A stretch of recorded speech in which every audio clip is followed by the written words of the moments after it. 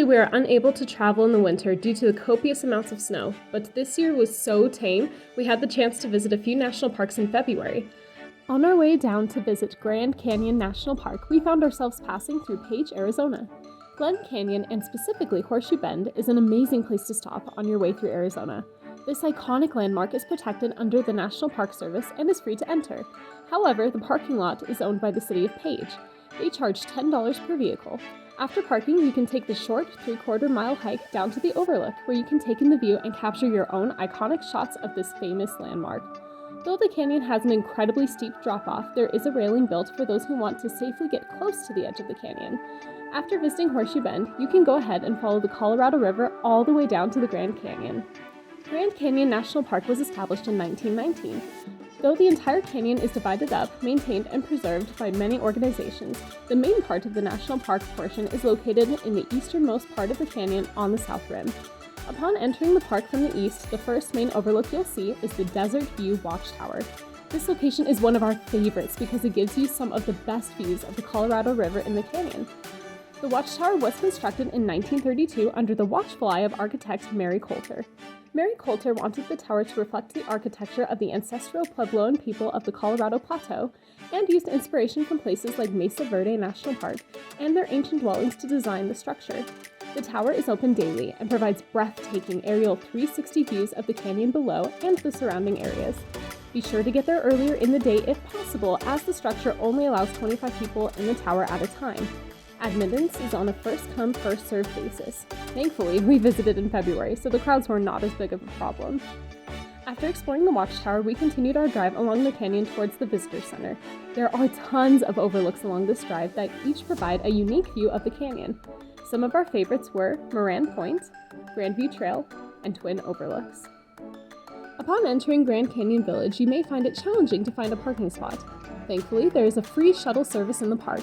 If you can't find a parking spot near Mather Point and the Visitor Center, drive down the road a bit to find parking near Shrine of the Ages and Bright Angel Lodge.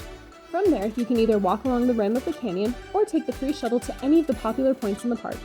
Because we came in the winter, we were able to find a parking spot near Mather Point and began exploring there. We started at the Visitor Center. This is where you can ask the rangers for maps and information on hiking trails and road closures. We also took the time to watch a video on the canyon and how it has influenced generations of people throughout history. After the Visitor Center, we made our way over to Mather Point. This is probably the most popular viewing area in the park, especially at sunrise and sunset. Here, you will find an expansive view of the canyon, including, but not limited to, views of the river, hiking trails, Phantom Ranch, and so much more. Even in the winter, this place was still fairly crowded, so be sure to plan accordingly if this overlook is at the top of your list, which I think it should be. After visiting Mather Point, we took a short walk over to the Yavapai Geology Museum. Here you can learn about the formation of the canyon and gain a few new views from the canyon's edge.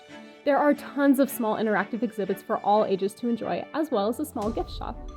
After visiting the Geology Museum, we hopped in our car and drove down to the Yavapai Lodge. In the lodge, there is a restaurant called the Yavapai Tavern. This is our favorite place to eat in the park because its hours are the most flexible, and they add a little Southwest flavor to their food. Our personal favorite meals are the GCT jalapeno and achiote pork nachos, and the Smoky Canyon Cobb salad. Across the parking lot from the lodge, you'll find the Grand Canyon Village Market and deli, which has grocery store items, clothing, and tons of souvenirs. Next, we headed over to Hopi House. This is right along the Rim Trail and is filled with all kinds of beautiful Native American-made crafts, most of which are for purchase. We loved exploring this two-story structure and enjoyed learning about the different Native American cultures in the area. After visiting the Hopi House, we continued down the Rim Trail and took a peek inside Kolb's studio. The brothers Ellsworth and Emery Kolb built the structure back in the early 1900s and became incredibly famous photographers and adventurers. They documented themselves visiting hard-to-reach places in the canyon as well as their 101-day run on the Colorado River. The studio was set to be destroyed by the Park Service because it did not match the other buildings along the canyon. Thankfully, the building was preserved thanks to the National Historic Preservation Act of 1966 and now currently serves as an exhibit for the Kolb brothers' work and a Grand Canyon art gallery. The studio is right next to the Bright Angel Trailhead, which is the beginning of a strenuous hike from the south rim of the Grand Canyon to the north rim. I checked it out a little, but decided not to walk on the incredibly icy trail due to the previous winter snowstorms. These people, however, were brave enough to try. After exploring the park all day, Isaac and I walked down the rim trail a bit to find a nice place to watch the sunset over the Grand Canyon. While we were waiting for sunset, I decided to try playing an ancient-style flute I bought at Bryce Canyon National Park the day before. To our surprise, my music attracted the interest of a local raven.